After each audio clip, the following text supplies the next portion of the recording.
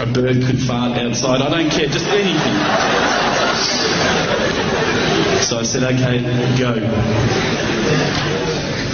And subhanAllah, absolutely nothing happened. And I mean, I couldn't have even said, oh, that was it. That creep just then in the wall, that was it. Absolutely nothing happened. I was really disappointed. I was gutted. I was sitting there thinking, this is it, you know, this was my last chance, Islam, and I haven't found it. I pulled back the Quran, I turned back to where I was reading. SubhanAllah, the very next verse on the next page, for those of you who ask for signs, have we not shown you enough already? Look around you, look at the stars, look at the sun, look at water. These are the signs for the people of knowledge. SubhanAllah.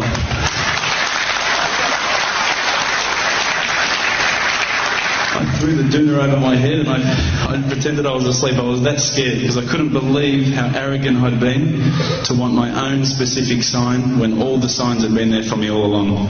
The fact that we have this world, the fact that there is this creation, these are the signs for all of us.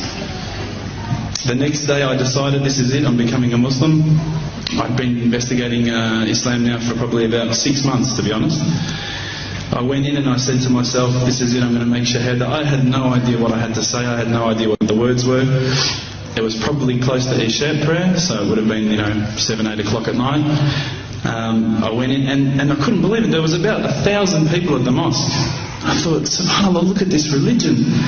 Look at how strong they are. It was the first night of Ramadan.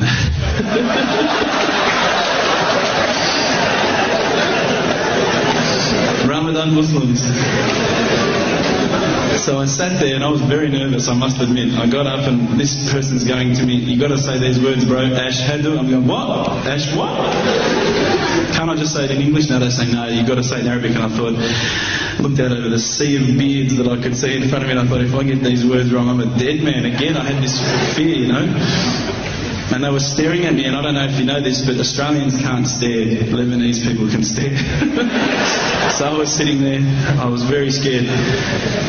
I got up, and subhanAllah, as soon as I started to say the words, all fear went out of my mind. It felt as though a shower was inside my head and someone had just turned on the cold tap. It felt like I'd been flushed clean. I said the words, and I wasn't expecting so many brothers to come up and yell, Takbir, Allahu Akbar, and start kissing me and hugging me. Now, I'd never been kissed by that many men in my life. But it was a beautiful day, I must admit. And that day was the day that I had more brothers than I could ever imagine, more sisters as well. But I guess since that day I've never looked back. My family, I think initially were very worried that I was going to be, I guess, a little bit weird towards them. They thought that I was going to break out the AK-47s and the grenades. But they realised, I think, soon that this religion was actually making me a better person. Prior to Islam, you're not going to believe it, I had a mohawk. I did. I had, I'm not going to show you any photos. I had army greens, I had the Metallica t-shirt, I had the cherry dots. I was shocking, right? I thought I looked great, but I looked terrible. And alhamdulillah, ever since then I look as good as I do now. No, don't laugh, please.